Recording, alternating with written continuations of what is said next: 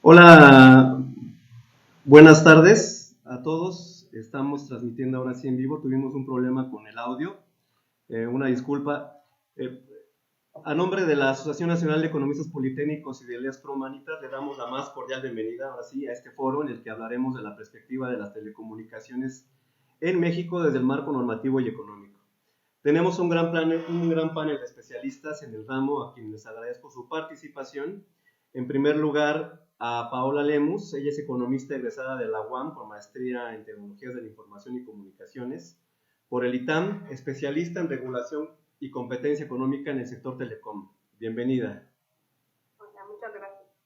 En segundo lugar tenemos a Gabriel Santillán, quien es licenciado en Economía, egresado de la Escuela Superior de Economía del Politécnico, y es especialista en el área de telecomunicaciones y consultor en Vizcarra Consultores y Asociados. En tercer lugar, bienvenido Gabriel. En tercer lugar participa con nosotros José Oropesa García, socio del despacho García Herrera Valdés y Asociados, egresado del ITAM con más de 18 años de experiencia en materia de telecomunicaciones, radiodifusión, litigio administrativo, corporativo y fiscal. Bienvenido, Pepe. Un gusto estar aquí. Para la Asociación Nacional de Economistas Politécnicos, así como para Les Pro Humanitas, es de vital importancia crear este tipo de foros y difundir la información tanto a profesionales del derecho como a los egresados de la Escuela Superior de Economía y nuestros seguidores de la mano de expertos de la materia. Yo soy Francisco Javier Hernández Salcedo, vicepresidente de la ANEP, y me acompaña mi socio y amigo, el maestro Fernando Manilla Contreras, director general de Les Pro Humanitas. Comenzaré haciendo una breve introducción en cuanto a que las perspectivas de inversión en infraestructura de telecomunicaciones para México en 2020 parecen inciertas, ya que factores como el coronavirus y el despliegue de las redes 5G podrían conducir a ajustes finales en el gasto de capital. Si bien algunos actores más grandes de salud ya presentaron sus planes de inversión con los ojos puestos en la 5G, múltiples variables podrían obligar a cambiar los derivados de la crisis económica. Los programas que el gobierno suele recortar primero, como todos sabemos, durante una crisis se relaciona con su política digital. Durante la crisis de 2015, por ejemplo, se redujo el número de receptores de televisión digital terrestre que formaban parte de la liberación de la banda de 700 GHz. En noviembre, la administración de Andrés Manuel López Obrador presentó la primera etapa del Programa Nacional de Infraestructura Nacional 2020-2024, que incluye 4 grandes obras de telecomunicaciones valoradas en 118,000 millones de pesos. 2 estaban planeadas para comenzar en 2020 y 2 en 2021. Sin embargo, el panorama ha cambiado. Asimismo, los retos en cuanto a la normatividad, que son enormes. Por lo tanto, y sin más preámbulo, paso el micrófono al maestro Fernando Manilla Contreras, director general de Les Pro Humanitas, quien será además el moderador de la mesa. Muchas gracias, Francisco. Buenas tardes a todos nuevamente. Bienvenidos a esta videoconferencia. En Les Pro Humanitas creemos firmemente que la ley es la herramienta para hacer un cambio social y que el conocimiento debe ser compartido desde cualquier frente. Nuestra firma es multidisciplinaria. Como en esta ocasión, nos permite colaborar de la mano con diversos actores como organizaciones civiles, especialistas y catedráticos destacados en su profesión. El objetivo principal de esta actividad es analizar desde la perspectiva de cada uno de ustedes las telecomunicaciones en México desde un marco normativo y económico. Ahora bien, desde finales de la década de los 90, cuando inicia la competencia en el mercado mexicano, se han presentado avances importantes en materia de telecomunicaciones. Podemos destacar entre las áreas de crecimiento redes fijas y su demanda, el crecimiento del mercado en cuanto a telefonía móvil, el ingreso de compañías de televisión por cable al mercado de telefonía y la disminución de precios. Además, la operación institucional ha mejorado y hay mayor compromiso por implementar una reforma de regulación. En el año 2020 se anticipaba como uno en el que el desempeño de la economía mexicana compensaría el declive e incluso recesión que caracterizó a 2019. Sin embargo, la contracción de la actividad económica durante el primer trimestre del año hasta ahorita, así como los aún incalculables impactos del COVID, auguraba que este año sería y fue uno de los más negativos en la historia económica y social. La economía mexicana enfrenta un escenario marcadamente recesivo durante este 2020. Los primeros efectos generados por el COVID-19 sobre el mercado de telecomunicaciones se aprecian ligeramente en los resultados del primer trimestre del año hasta ahorita. Sin embargo, la mayor afectación tanto para la economía como para la industria todavía no llega a observarse. Gracias a ustedes, panelistas invitados, estamos seguros que será un gran evento. Por la modalidad en la que estamos realizando esta actividad, les sugiero mantengamos los micrófonos apagados durante la intervención de cada uno de ustedes. Si alguien quisiera tomar la palabra, con todo gusto se les dará. Basta con que sea visible levantar la mano y ya estamos. Pues bueno, no se diga más. Le cedo los micrófonos a Paola Lemus. Muchísimas gracias. Iniciamos. Muchas gracias, antes que otra cosa, por la invitación al panel. Considero muy relevante la socialización de estos temas en redes distintas a las tradicionales. Como bien lo comentaban, el sector de telecomunicaciones es uno de los más importantes, sobre todo en medio de la pandemia que estamos viviendo, porque nos permite mantenernos conectados y de cierta forma la transformación digital es factible a través de las telecomunicaciones. Haciendo un énfasis en el mercado móvil, que es el que platicaremos el día de hoy, lo que me gustaría iniciar a presentar es indicadores básicos sobre cómo estamos en la competencia del mercado móvil. Les voy a compartir pantalla.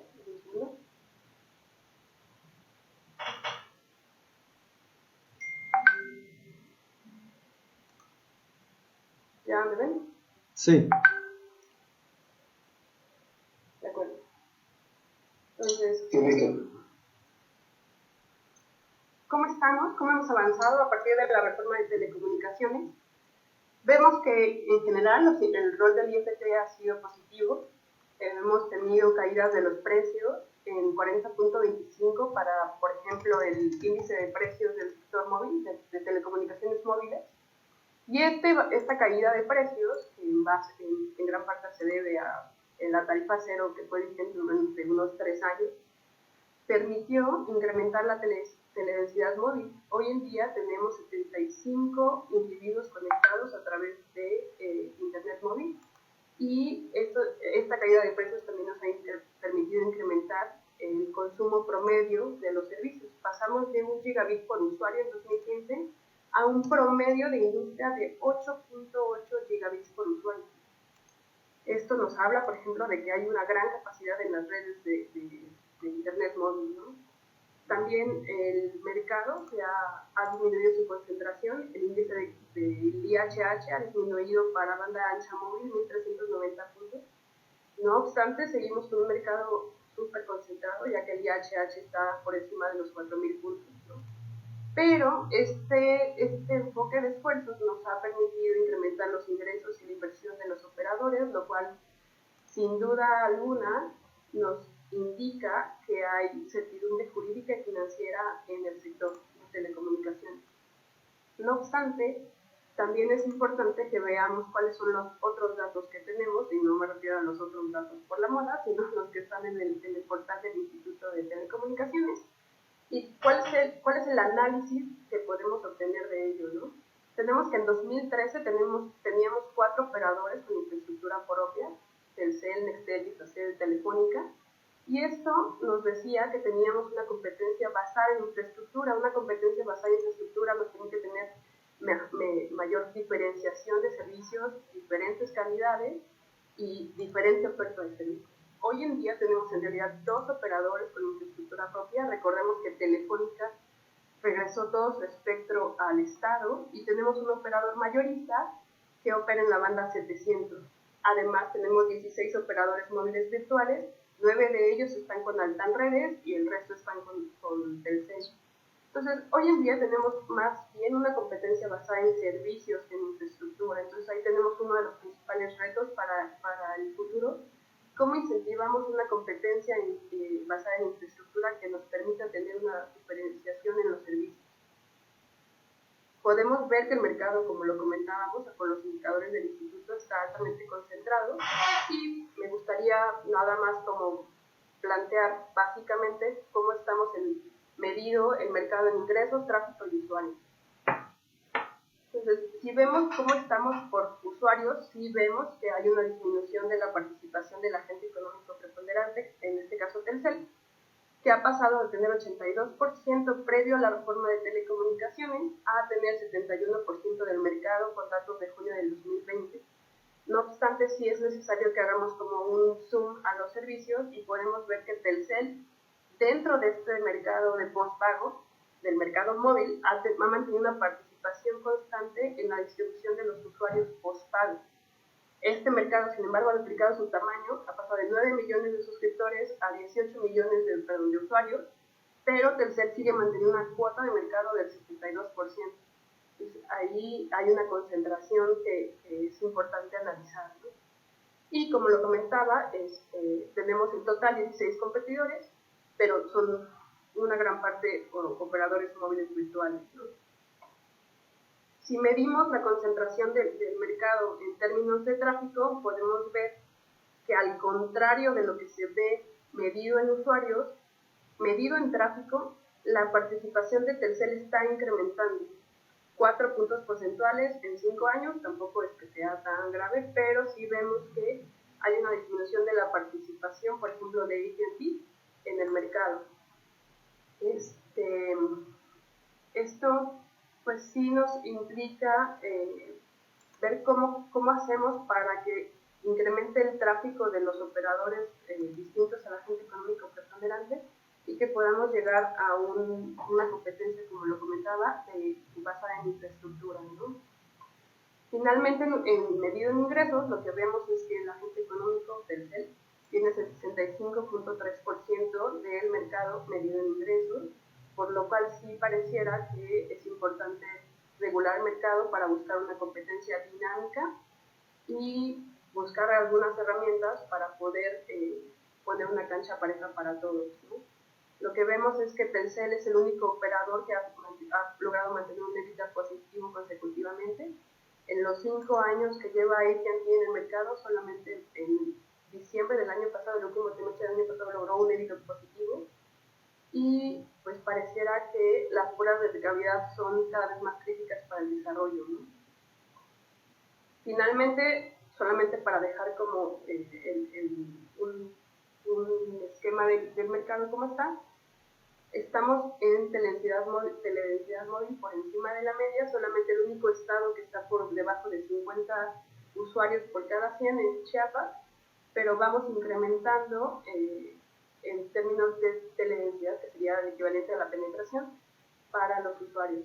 Tenemos retos de cobertura, de inversión, de diversificación, de incrementar el poder adquisitivo para acceder a mayores servicios, y pareciera que los retos están en cómo fomentamos la competencia cuando tenemos precios muy bajos, sostenibilidad cuando los EBITDAs no pueden ser positivos y cuando los operadores están devolviendo el espectro, ¿no? Eso sería básicamente el dicho del mercado. Gracias. Muchísimas gracias, Paola. Muy interesante todo lo que estás comentando. Yo me quedo con algunas cuestiones. El 75 por cada 100 individuos tienen telefonía móvil. Eso ya es un número ya grande. Si tomamos en cuenta que en 2010 más o menos eran el 33% quien tenía nada más el alcance a este tipo de telefonía móvil. Ahora, en relación a la infraestructura, es bien importante lo que comentas, porque si solamente 2 operadores tienen infraestructura y todos los demás no, por más que tengamos competencia en servicios, si nada más 2 tienen esa infraestructura, son los que van a seguir manejando prácticamente el mercado, ¿no? Que los demás, como bien dices, sí tiene que tener más competencia en el servicio. Esto de los retos de la cobertura tiene mucho que ver con la brecha digital, ¿no? Porque la brecha digital cada vez se va marcando más en lugar de reducirse. Digo, es mi punto de vista, porque no se está llegando a todos los sectores realmente para que se puedan aprovechar las tecnologías de la comunicación.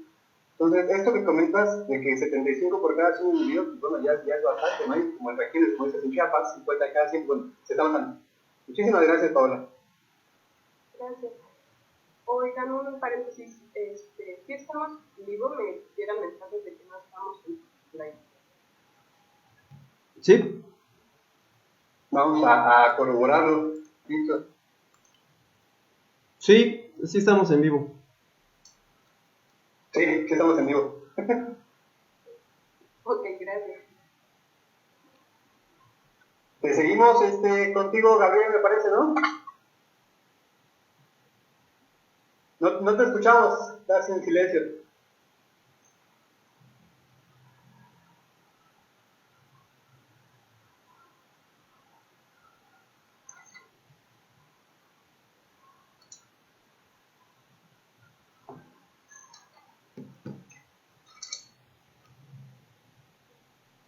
Ahí estoy. Ya se me Listo, ya te escuchamos. Los micrófonos son tuyos, querido Gabriel. Muchas gracias. Bueno, pues voy a empezar a hablarles del tema. Yo lo que creo que hay que relacionar mucho es a veces cómo ven también las empresas el aspecto del negocio. Entonces, ahorita en el último trimestre del año el negocio fue más o menos en revenue de 136 mil millones de pesos. El presupuesto de la Secretaría de Salud fue de 145 mil millones, entonces pues sí el monto es interesante, ¿no? También el acceso a internet por fibra óptica, que me gustaría retornar en algún momento, en México ahorita estamos en el 22%, entonces siento que eso es muy muy importante para ir determinando por dónde va a moverse esto, ¿no? Las empresas en México, como referencia, la fibra óptica en Estados Unidos se utiliza en un 32%, lo cual pues te da idea de qué tan avanzados estamos con respecto en el hemisferio. No estamos tan atrasados. También América Móvil, que es la empresa que refirió mi compañera ahorita, tiene 300 millones de suscriptores en telefonía celular. Y China Mobile, que es la compañía con más suscriptores en todo el mundo, tiene 902 millones. Entonces, América Móvil debe de ser una de las 10 más importantes a nivel planetario, y contra una empresa de ese tamaño es con las que tienes que competir si decides participar en el mercado mexicano. No es una cosa fácil. También, ahora yo les quiero referir de lo que son el internet y las velocidades, ¿no? Nosotros tienden a ser territorios muy chiquitos, ¿no? Entonces es mucho más barato instalar una red, ya sea de telefonía o ya sea de fibra óptica, y eso pues te hace mucho más fácil o más competitivo como país. En cambio, instalar una red de fibra óptica en México es muy costoso porque tienes niveles de ingreso diferentes en diferentes regiones o diferentes niveles de acceso. No es lo mismo poner fibra óptica en la Ciudad de México que en Oaxaca, ¿no? La expectativa de velocidad esperada cuando la red 5G esté instalada es de 1 giga. Entonces, que son 1000 megabytes por segundo. Ahorita nosotros tenemos 19. Entonces podrían ver que son varias veces la posibilidad de que se va a incrementar la velocidad, ¿no? ¿De qué nos da tecnológicamente esto? ¿Para qué nos va a servir? Pues uno, para poder tener procesos de automatización mucho más agresivos, en los que ya puedas tener fábricas inalámbricas completamente automatizadas. Te va a servir también para tener lo que es el transporte sin conductores, ¿no?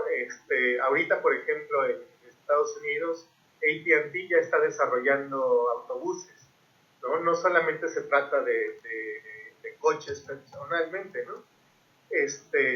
No es un costo muy alto, más o menos la 20th Century Fox está calculando que va a costar $8. Un boleto ahorita del cine caro en México está en 100 pesos. Una transmisión así te va a costar 160, no me parece tan descabellado, ¿no? Ahora, los cambios que también vienen en telemedicina, que va a hacer posible que se hagan operaciones remotas, ¿no? Con robots y con este tipo de sistemas, pues son muy, van a ser cambios muy notorios, porque van a ampliar o van a abaratar mucho los costos de salud, ¿no? Vas a poder tener un médico que va a atender una operación en Chiapas cuando está desde la Ciudad de México.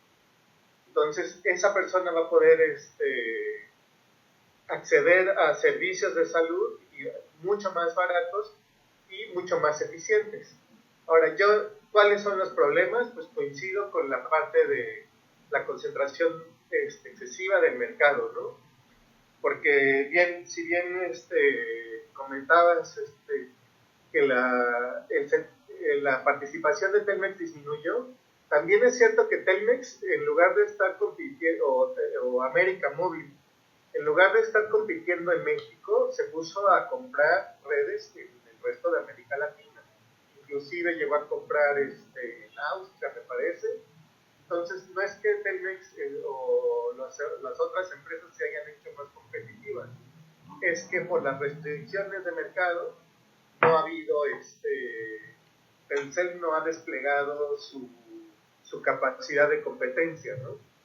La otra es el esquema fiscal o regulatorio, eso es muy delicado porque se está ahuyentando a la inversión, ¿no? Entonces, Grupo Telefónica está en ese proceso de regresar el espectro telefónico. También está AT&T, que ahorita con la nueva ley de derechos está decidiendo regresar el espectro también al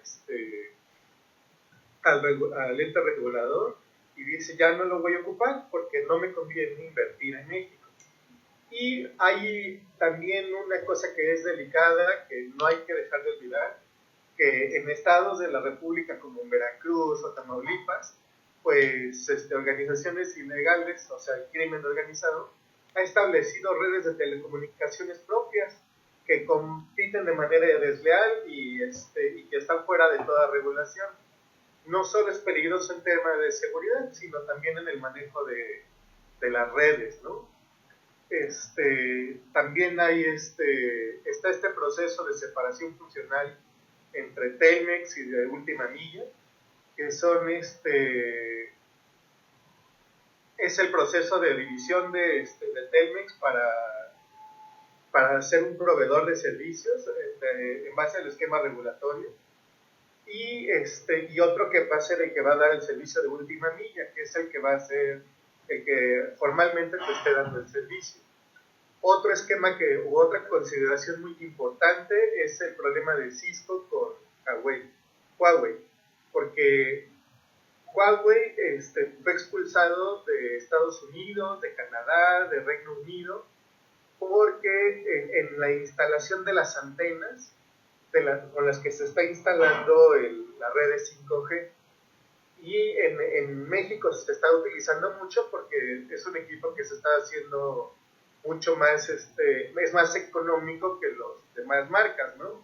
Que es principalmente Cisco y está Ericsson también de repente.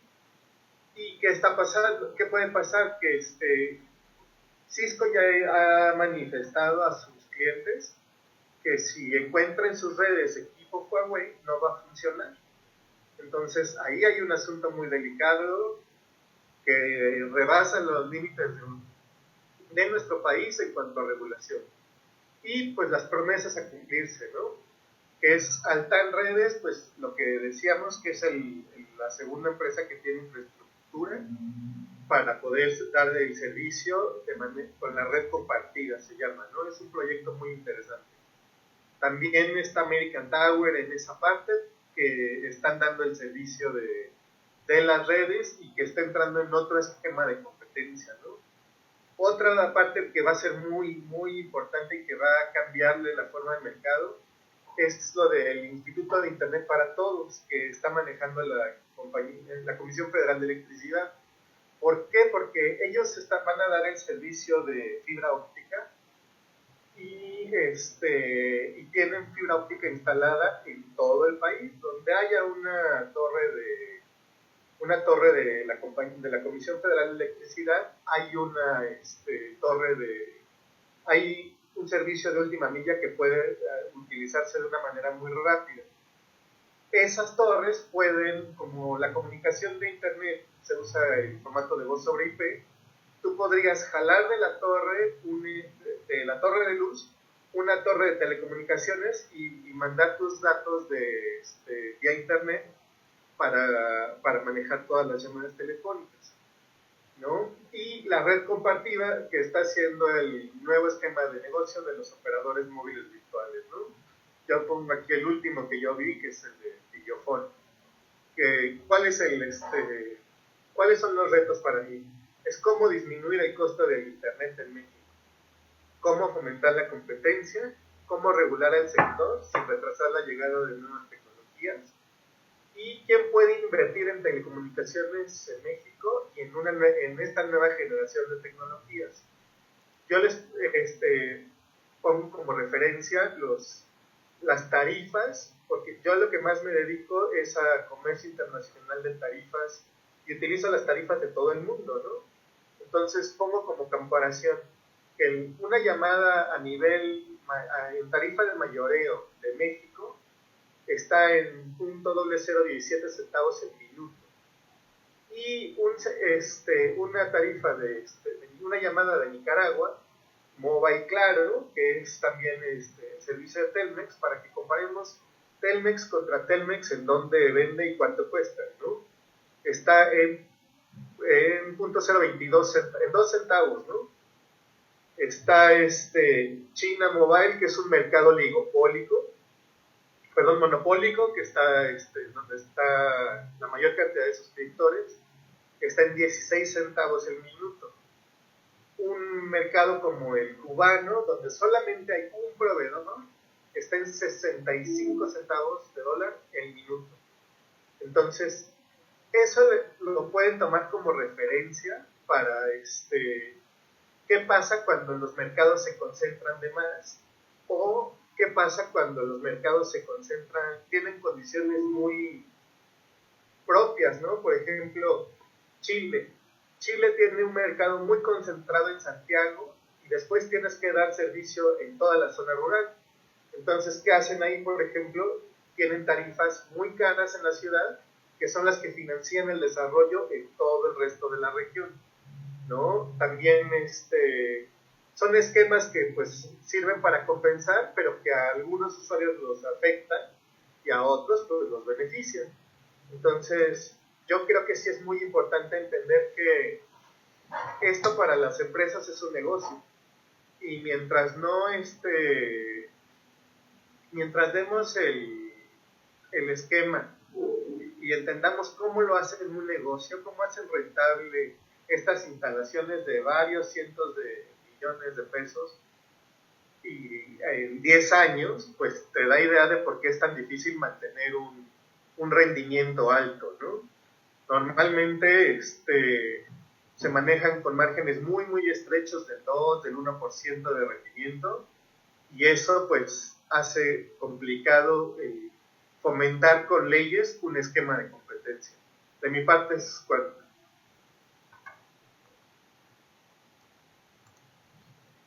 Muy interesante, Gabriel, muchas gracias por tus apreciaciones.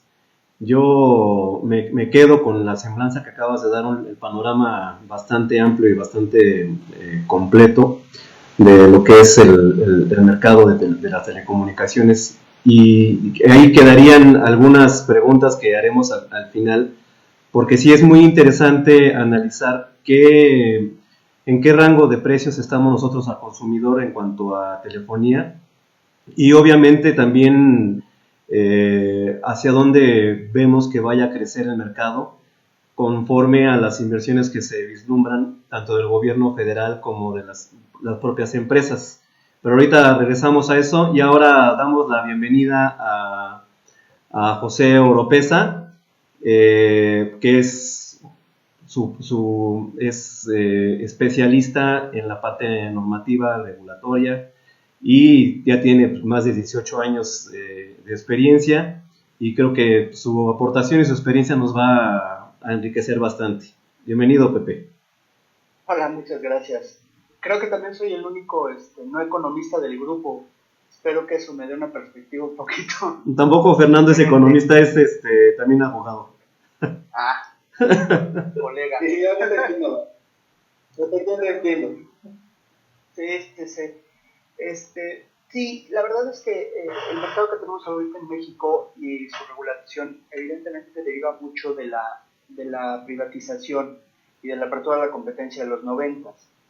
Sin embargo, la concentración, como mencionaba Paola, sigue aumentando y el gobierno cada década intenta hacer algún otro proyecto que nos ayude a romper esa concentración. Altan y la red compartida es uno de esos planes que tienen y que todavía le falta por dar frutos, porque al final del día, aunque le dan una banda muy valiosa, que es la banda de 700, básicamente de forma gratuita, pues la empresa tiene una obligación de cobertura del 94% de la población nacional y eso le va a implicar un nivel de inversión que muchas empresas simplemente no hacen.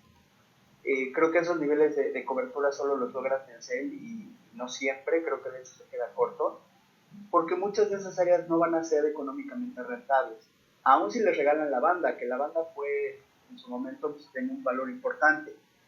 Y otro tema que tiene que ver es la regulación ha buscado poner espectro a disposición del mercado, pero siempre se omitió buscar un equilibrio en ese espectro. El mayor problema que tuvo Telefónica siempre para hacer despegar su red en cuanto al tema de cobertura era el tipo de bandas que tenía concesionadas.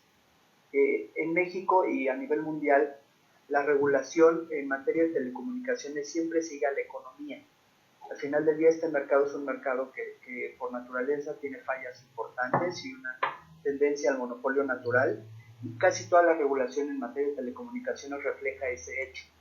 Pero además esa tendencia al monopolio natural suele estar acentuado por la tecnología que es la que nos permite las telecomunicaciones. La tecnología que impide, pues bueno, cada vez permite más, pero tradicionalmente es la que limita al mercado. No puedes prestar un servicio de telefonía celular sin una gran cantidad de infraestructura, especialmente radiobases y una red de transporte. Y en un país como México, que además de tener una orografía bastante complicada y una geografía dispersa, tiene una gran parte de su población dispersa. Digo, gran parte está concentrada en los centros urbanos, pero una parte está en áreas rurales. Es muy difícil de acceso y el costo de hacer llegar servicios fijos o móviles, pero con fijos es todavía más difícil. A buena parte de la población nacional lo hace simplemente económicamente prohibitivo, aún con la tecnología actual que permite muchas más cosas. Y esto es lo que está viendo Altán ahorita. Altán está tratando de lograr una gran cobertura en un plazo muy corto, tiene 5 años para cubrir el 93-94% de la población, y simplemente el nivel de inversión que ha tenido que sostener ha generado que ahorita sea una empresa fuertemente apalancada. Y eso puede poner en algún momento en peligro su viabilidad de largo plazo, especialmente si no logra las economías de escala que necesita en cuanto a usuarios y a flujos para cubrir esa inversión. Y eso es importante porque, como mencionaba Paola, la salida en materia de infraestructura de Telefónica, permanece en materia de servicios, pero en materia de infraestructura simplemente está retirándose, nos obliga a repensar el mercado de infraestructura en México. También mencionaba Gabriel el tema de CFE, que tiene varios hilos de fibra. Lamentablemente, aunque CFE tiene cobertura a nivel de todo el país, no puede llegar a las zonas de menor densidad poblacional, justamente porque su red de alta tensión, que es la que distribuye esa fibra que está disponible, no llega a los núcleos urbanos más pequeños.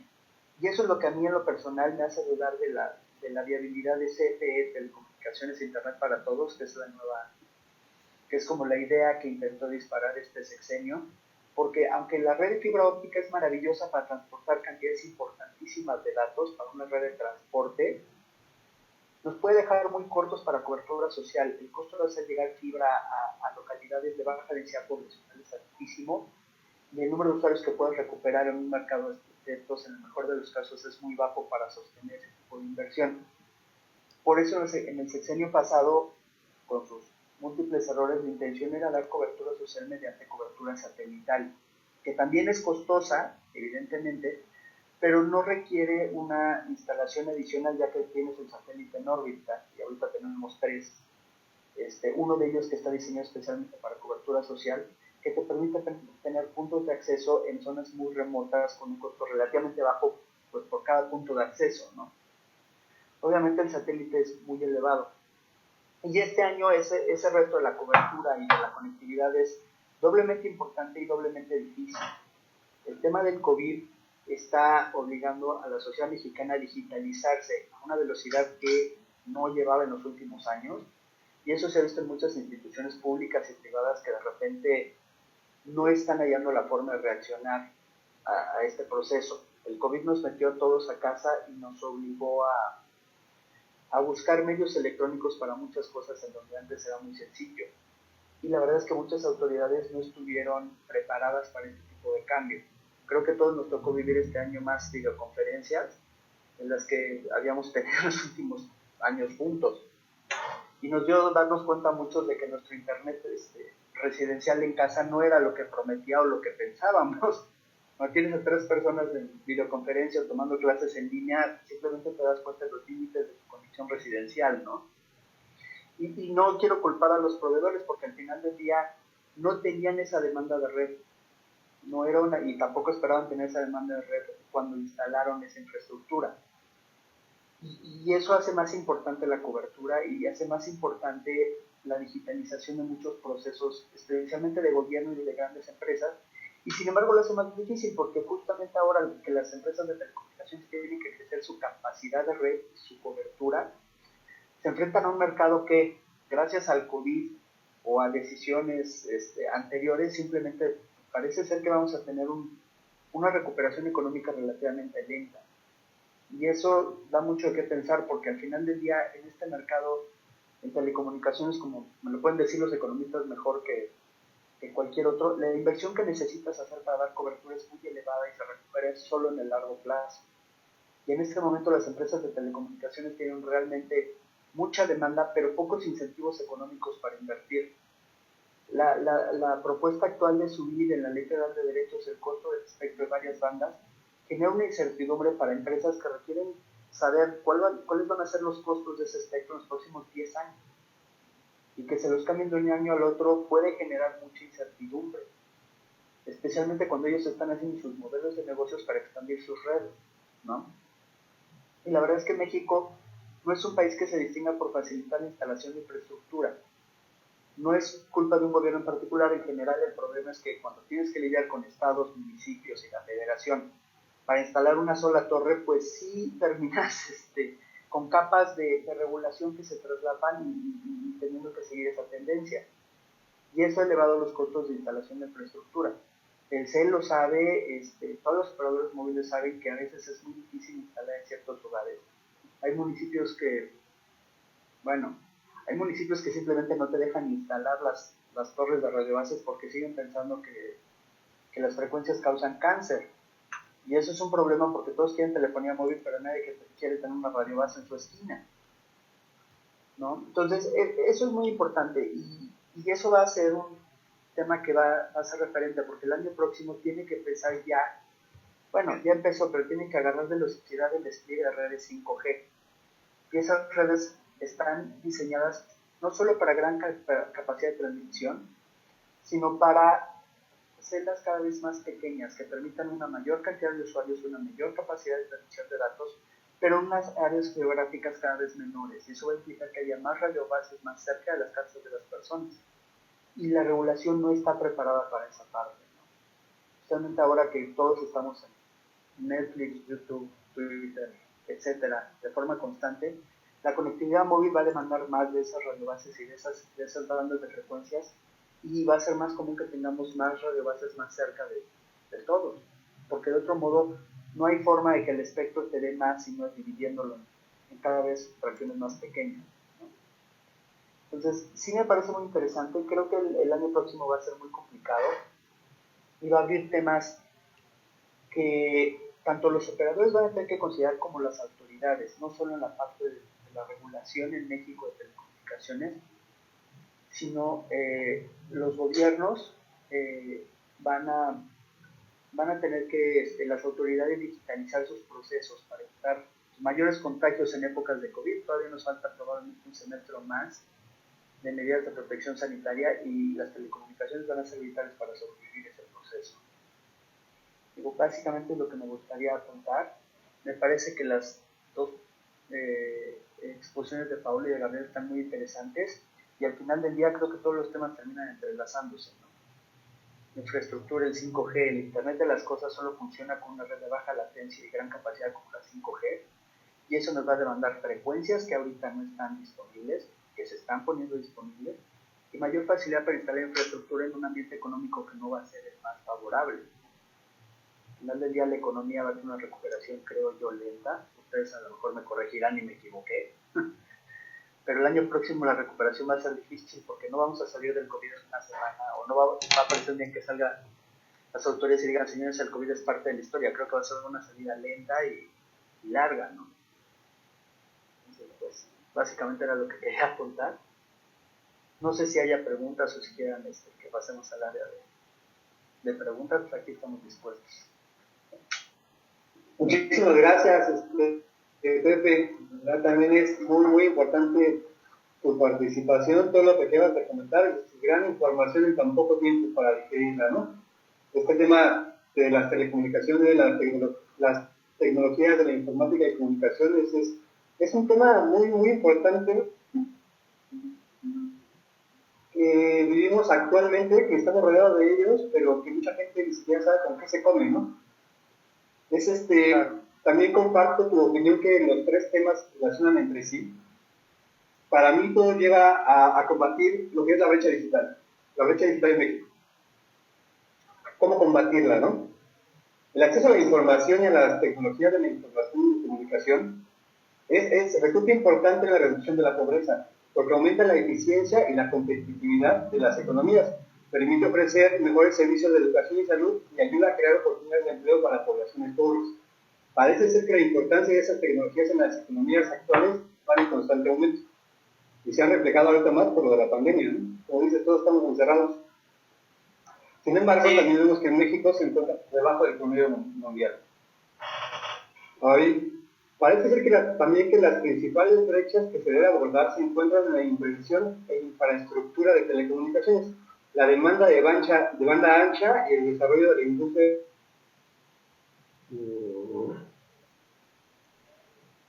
Necesitábamos, ¿no? De igual forma, la política pública es indispensable para asegurar la equidad en el acceso y uso de las tecnologías de la información y comunicación, que tienen elementos de interés público en tanto facilitan la provisión de servicios sociales y de bienes públicos. Sin duda, muy importante todo lo que estamos comentando, todo lo que acabamos de decir. Me quedo con esa aportación de cada uno de ustedes. Francisco, no sé si tengas algo más que decir. Me parece que hay unas preguntas por ahí en el chat, en vivo. Sí, en efecto. Preguntan en cuanto a la brecha digital, si tanto peso tienen las tecnologías de la información y comunicaciones, ¿por qué como usuarias sentimos esas tecnologías como herramientas útiles, pero paralelamente las concebimos lejanas al fomento del bienestar social?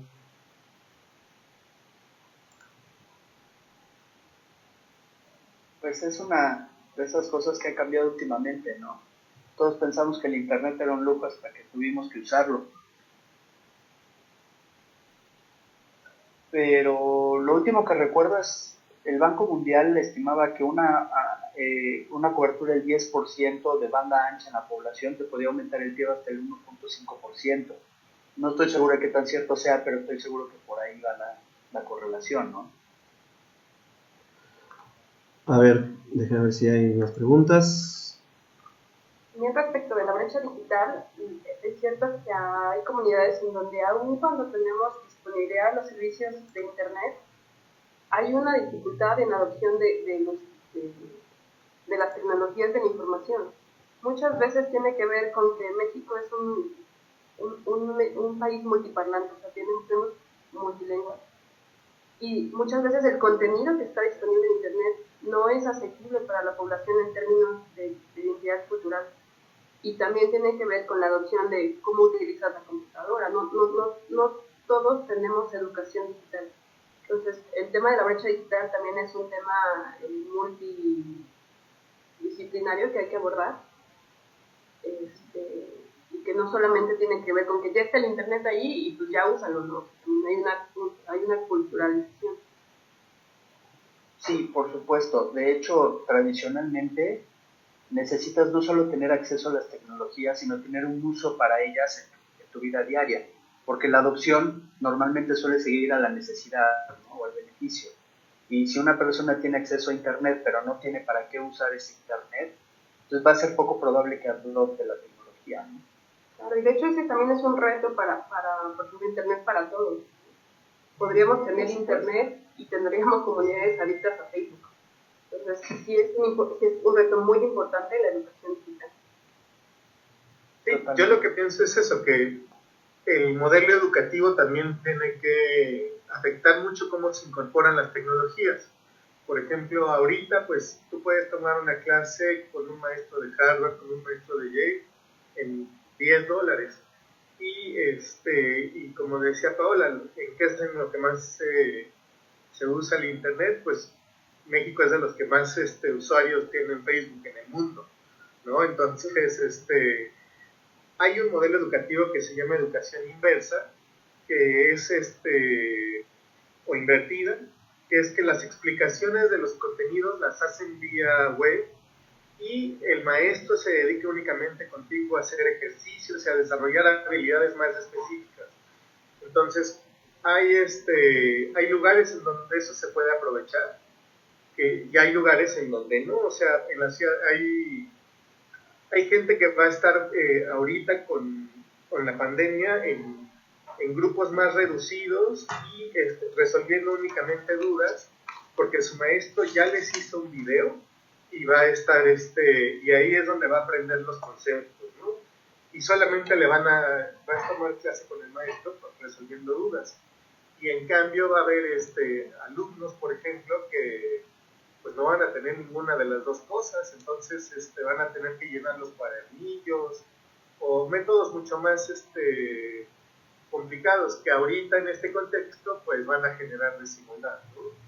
Pero en el largo plazo los accesos a los contenidos han sido cada vez más baratos, ¿no? Los libros tienden a ser más baratos o más accesibles, algunos son hasta gratuitos, y algunas universidades con los MOOCs han podido dar mayores facilidades para mejorar la calidad educativa. El cómo incorporen los gobiernos esas estrategias, pues es lo fundamental. Sí, por supuesto. Preguntaban también respecto de las TICs con la educación, sobre todo en la pandemia, pero creo que eso ya quedó bastante acotado. Me iría también con la idea de que, obviamente, por lo que va a pasar el próximo año de las campañas intermedias, dado que muchas de las campañas ya se basan en medios digitales, yo creo que también sería uno de los grandes retos y también sería probablemente una de las tendencias de nuestra democracia, el hecho de ampliar las campañas por medios digitales, que ya se está viendo precisamente, sobre todo porque encuentran un mercado fértil en los electores que se encuentran en las edades de 16 a 19 años ahorita, que van a votar próximamente, y eso va también a conllevar a una inversión para lo que son las plataformas del Instituto Nacional Electoral y todo ese tipo de mecanismos. Supongo que los debates pueden ser, si esto no se resuelve pronto, vamos a ver debates en locales por medio de Zoom, ¿no? O por medio de ese tipo de plataformas. Y creo que, como ustedes bien lo acaban de decir, existe un gran reto para las zonas que son las rurales, como puede ser Oaxaca, Guerrero, etcétera, Chiapas, que lo acabamos de ver con la exposición de Paola, en el cual simplemente no existe la manera de llegar, incluso con la infraestructura de la CFE. Les preguntaría en corto, a ver, México, en cuanto a tarifas a los usuarios, ¿en qué lugar estamos aproximadamente? Ahí hay un tema que hay que abordar. O sea, es cierto lo que decía Gabriel en el tema de que tenemos tarifas que tal vez puedan no ser competitivas a nivel internacional, pero hay también que ver el poder adquisitivo de compra, en primero. y en segunda, que las ofertas de los usuarios minoristas, o sea, las que nosotros recibimos, están plagadas de ofertas comerciales. Por ejemplo, hoy recibes por 400 pesos un plan de Telcel 20 gigas. Eso te da una tarifa por megabit alrededor de 4 o 5 centavos. Es una de las tarifas más bajas en términos, por ejemplo, de la oferta comercial de Telcel hacia usuarios finales. O sea, la tarifa promedio ponderada de Telcel está alrededor de 5 o 6 centavos al usuario. No obstante, si ves la tarifa mayorista, que es la que hablaba Gabriel, que es aguas arriba, es la tarifa en la cual se liquidan los operadores, esas tarifas pueden ser altas. Por ejemplo, las tarifas de los agentes no preponderantes, Altán, Telefónica y AT&T, está en 7 centavos para 2021. Entonces, es mayor incluso la tarifa mayorista que la tarifa que ofrecen al usuario final. Entonces, tenemos dos mercados distintos que habría que analizar en mayor profundidad. Ustedes vislumbran que en caso de ¿cómo se llama? Telefonía móvil, la de Carlos Slim, ¿cómo se llama? América Móvil. ¿Ustedes dirían que estamos hablando de una competencia desleal o que está haciendo dumping con relación a los otros países? No. O sea, el problema o lo que te hace la ventaja competitiva que tiene está determinada en su inversión instalada total y que ha podido mantenerla durante muchísimos años.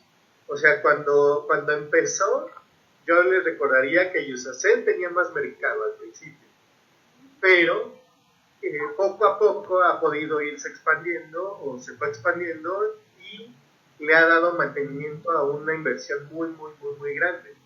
Entonces, que es una consecuencia natural de la prevalencia de mercado, ¿no?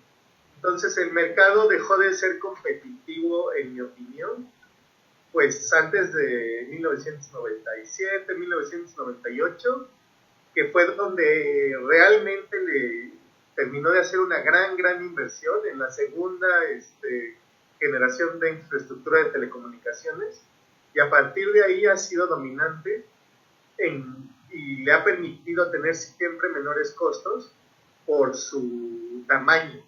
Entonces, las demás empresas lo que siempre han buscado es competirle a nivel nacional y por eso no lo alcanzan, ¿no? O sea, han sido, en mi opinión, muchas veces malas estrategias, ¿no?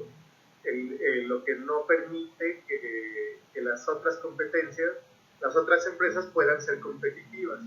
Si tú tienes una estructura de costos como la que tiene el América Móvil, va a ser muy difícil que le juegues en el mismo juego, tienes que cambiar variables. Entonces, por ejemplo, yo pensaba que Iusacell pudiera ser más competitivo si solamente se mantuviera en la Ciudad de México, bueno, AT&T, o como ocurre en los demás países. O sea, tú, por ejemplo, ves en Estados Unidos que en Dallas todo el mundo consume AT&T, ¿no? El 60%, pero en Chicago es otra la realidad, o en Las Vegas, porque hay otra empresa que va dominando, y todos incluyeron en su esquema un tema territorial, y eso es lo que les ha permitido mantenerse, ¿no? O ser competitivos. No ocurre así en México. Oigan, habrá otra pregunta, por ejemplo, ¿no se debería entender que ahora con la pandemia y demás que tenemos que hacer más uso de los medios digitales, todos, incluso para entretenimiento? Y sobre todo hay algunas compañías que han logrado hacer vinculaciones estratégicas con plataformas digitales de entretenimiento como es Netflix, Claro Video, etcétera, etcétera. Pero además también tenemos una necesidad en cuanto a educación, en cuanto a laboral, como por ejemplo las reuniones de Zoom que son estratégicas en muchas de las empresas y demás. Eso aumenta la demanda y aumenta también el consumo. No se entendería como que eso tal cual incrementa los ingresos de las empresas y que además sería un incentivo suficiente como para ampliar su capacidad. Si hubiera sido, perdóname, nada más, nada más apuntar rapidísimo, quisiera coincidir con Gabriel en el punto anterior, pero con un apunte muy importante. Telcel puede no haber hecho dumping nunca, pero la estructura de costos y la economía de red con la que gozó Telcel como primer entrante en el mercado, fuerte, con el apoyo además de Telcel, que fue su red de transporte desde siempre, le dio un insumo que le permitió tomar la posición del mercado que tiene, de Telmex. La red de transporte de Telmex es la que le rompió la espalda a Yusacel en el largo plazo, porque la red de transporte de Telmex es la única red nacional de transporte, o por lo menos en esa época lo era. Hoy todavía no es replicable fácilmente. Y bueno, lo que es Paco, estoy totalmente de acuerdo. El tema de cero rating creo que sería por sí mismo un tema completo para una sesión, salvo lo que tenga que decir Paola, pero digo, pues es un mercado de dos vías, ¿no? Entonces ese tema es como más divertido en parte económica. Sentido. Perdón, Paola. Más, para próxima sesión, zero rating y neutralidad de red. Coincidiría por completo en que el incremento del tráfico per se debería de haber sido un incremento en los ingresos de los operadores si estuviéramos todos fijados a nuestra red de datos móviles. El mercado de datos móviles sí cobra por megabit consumido. El mercado fijo no. El mercado fijo es datos ilimitados y la mayoría de nosotros estamos en nuestras casas usando datos ilimitados o sea, no hay una política, sí hay políticas de justo, pero para que las accedas tienes que tener un café internet 24/7, ¿no?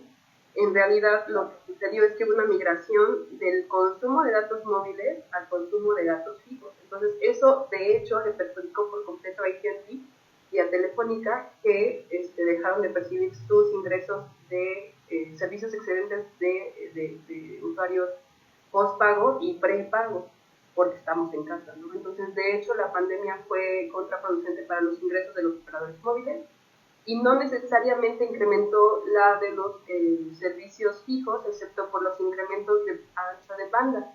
Pero en el mercado fijo, los anchos de banda te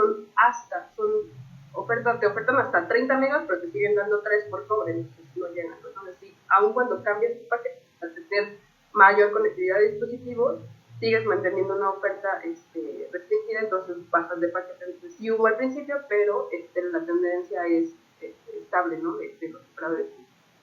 Y para no perder el comentario anterior respecto de lo de Telcel, Telcel hace un uso bestial de su red de espectro. Tiene 280, 290 MHz asignados. O sea, es un consumo por megahertz de usuario que es brutal. En cambio, AT&T tiene 251 MHz totales de espectro y tiene alrededor de 14 millones de usuarios. Y Altán tiene 700 MHz, pero tiene alrededor de 0.06 megas, o sea, teras por usuario. Entonces, es la capacidad y uso de las economías de escala de Telcel es lo que le permite reducir tantos costos, ¿no? Ok, perfecto. Ya nada más para finalizar, a ver, vislumbramos cambios en la normatividad de telecomunicaciones en el próximo año. Es difícil. Tiene la revisión de las medidas de preponderancia y IFT está por emitirlas. La verdad es que la expectativa es que se mantengan casi iguales, ¿no? Sí, es poco probable que tomen una medida usada en este momento. Y la verdad es que para que haya una reforma legal necesitarías tener claridad e interés por parte del Congreso, y la verdad es que creo que es el último de los temas. Creo que la mayor reforma en el sector ha sido la ley del IVA, que con su retención a los servicios digitales es lo que más ha afectado la regulación en los últimos 2-3 años. Pero bueno, uno nunca sabe, y la verdad es que cuando hace 6 años salió la reforma, bueno, ya 7-8 años salió la reforma de telecomunicaciones, pasó en 6 meses de ser un sueño guajiro a estar en la Constitución. Entonces habrá que esperar a ver si de repente nos surge el ímpetu, pero de momento no se ve que tengan mucho interés, salvo por la parte fiscal, que es en donde han estado mordiendo los márgenes, pero la regulación no va a cambiar mucho. Y coincido con Paula que es difícil que las medidas de preponderancia cambien sustantivamente en esta próxima revisión. Okay. Yo creo que el cambio más importante ha sido el tema de los impuestos.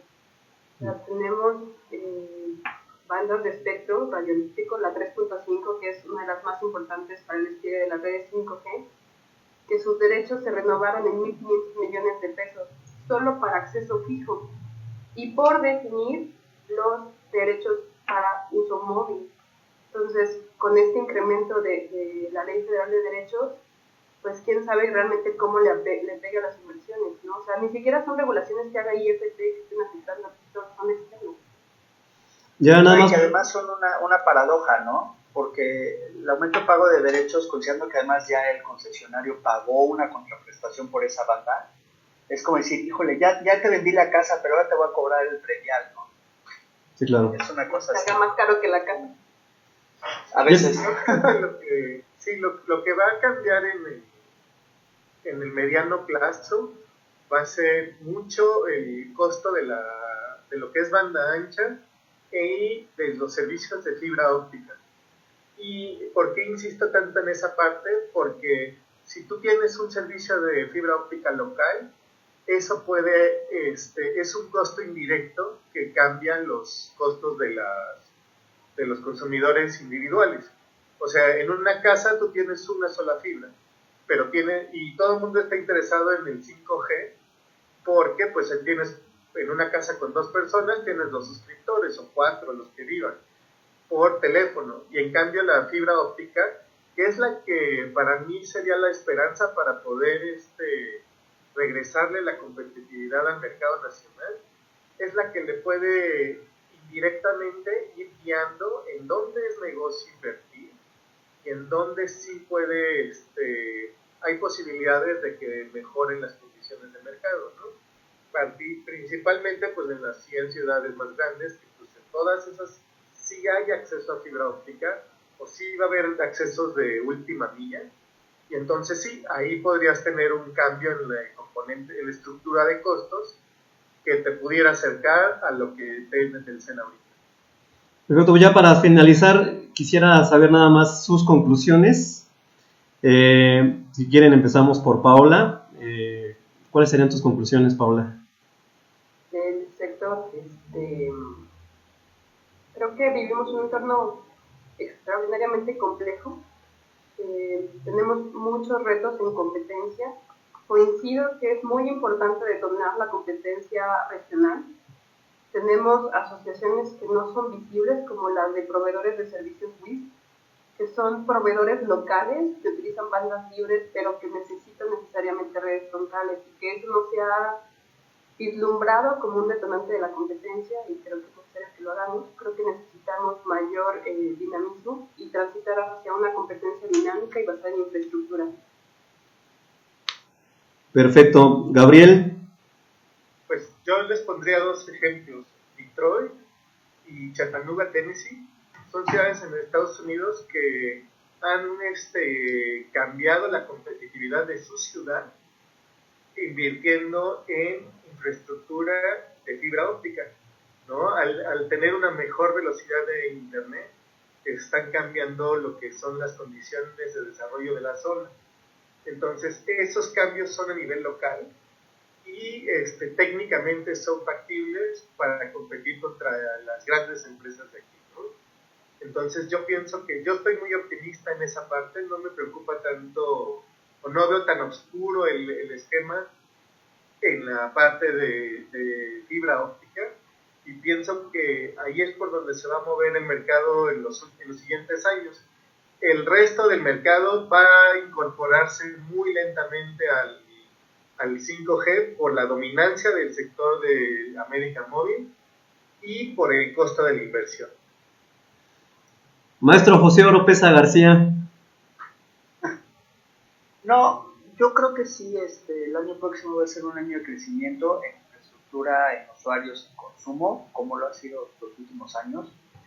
Creo que sí va a haber retos importantes, especialmente en temas de cobertura social y de inclusión digital, porque estamos tratando de llegar a zonas donde es cada vez más difícil llegar con cualquier medio, y como comentaban Paul y Gabriel, es también difícil llegar a gente que le interese y que tenga un uso para esas tecnologías, y eso va a ser necesario. El mercado va a seguir creciendo. Creo que las redes están invirtiendo en infraestructura, tanto en transporte, como menciona Gabriel, en fibra óptica, ya a la casa, en las principales localidades urbanas, pero creo que eso va a tardar mucho en llegar a las zonas más rurales y con menos densidad poblacional, por las mismas estructuras de costos. Yo sigo pensando que los precios de telecomunicaciones y de los servicios van a seguir bajando. Lamentablemente lo único que veo difícil es que bajen a una velocidad importante. Creo que van a seguir su velocidad actual de bajar de una forma constante en el largo plazo. Y vamos a necesitar que el gobierno tome una actitud holística, digamos, un poquito más integral para generar ese tipo de un cambio en este tema de cobertura social y las zonas con menores atención, ¿no? Pues bueno, ya no queda más que agradecerles a nombre de la Asociación Nacional de Economistas Politécnicos y sobre todo esto les es muy útil a toda nuestra comunidad politécnica y a los estudiantes en este momento de economía. Les doy las gracias y paso el micrófono a Fernando Manilla para que haga lo propio. Pues igual, muchísimas gracias a todos por su valiosa intervención. Una cantidad de información muy, muy valiosa. No cabe duda que este tema es de gran trascendencia y que como expertos en la materia se debe atender, ¿no? Expertos en economía, expertos en derecho, maestros, muchísimas gracias, maestra, muchísimas gracias.